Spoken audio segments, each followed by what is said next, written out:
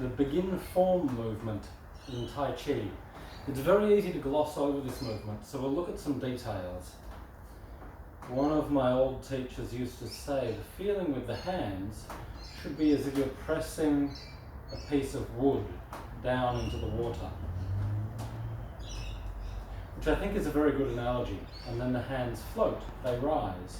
And you should feel then shoulders relaxed, elbows sinking down, wrists and hands following. So it's a good opportunity to prepare yourself for your practice.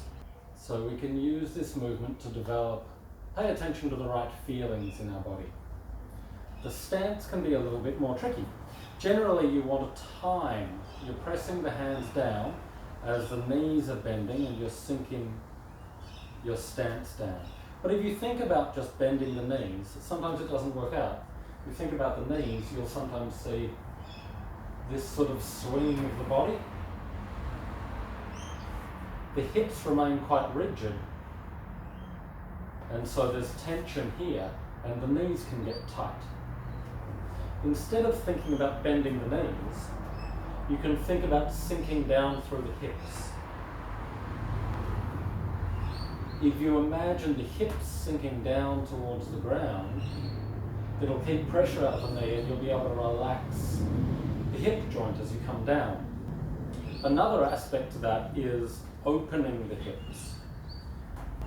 It's an unusual turn of phrase perhaps, because as you squat down you close the hip on this axis, but we also want to open, we want to externally rotate the thigh bones.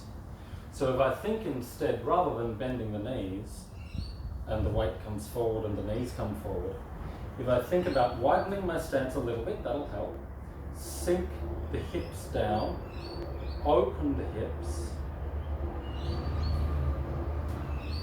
so the thigh bones are rotating away from each other. And as you're coming down, if you lift the pelvic floor, then this position feels very powerful. I can spring, I can move from here. I'm not getting stuck with tight hips and the weight forwards in the knees, and the balance is good.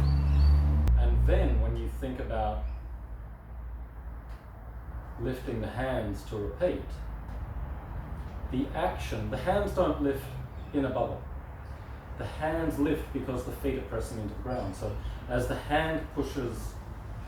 foot pushes down, the hand lifts up. You can get a good sense of this, I find, if you go onto a kind of a staggered stance. If I have one leg forward and I sink down into this rear hip, as I press that foot into the ground,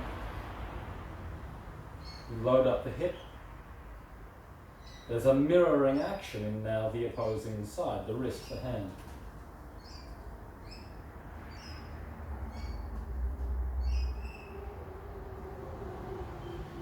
And the point of Tai Chi isn't slow moving per se, but it's smooth movement. It's harmonizing the different parts of your body with your breath. So when that foot presses down, the wrist lifts and the body feels connected. And then whether you're moving slowly or you start to move a little quicker, there's a relationship inside the body. And one thing causes the other, and you've got structure. So if we look then, feet broad, you can start with just the hands, but you still want to imagine it's the feet pressing into the ground. Just to shoulder height is enough, doesn't need to be too high. Sink.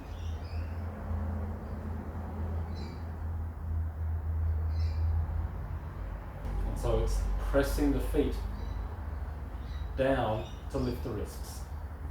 And the breath, of course, we use the breath to harmonize body and mind. So you breathe in, breathe out to sink. Breathe in, press the feet down. Breathe out, sinking down.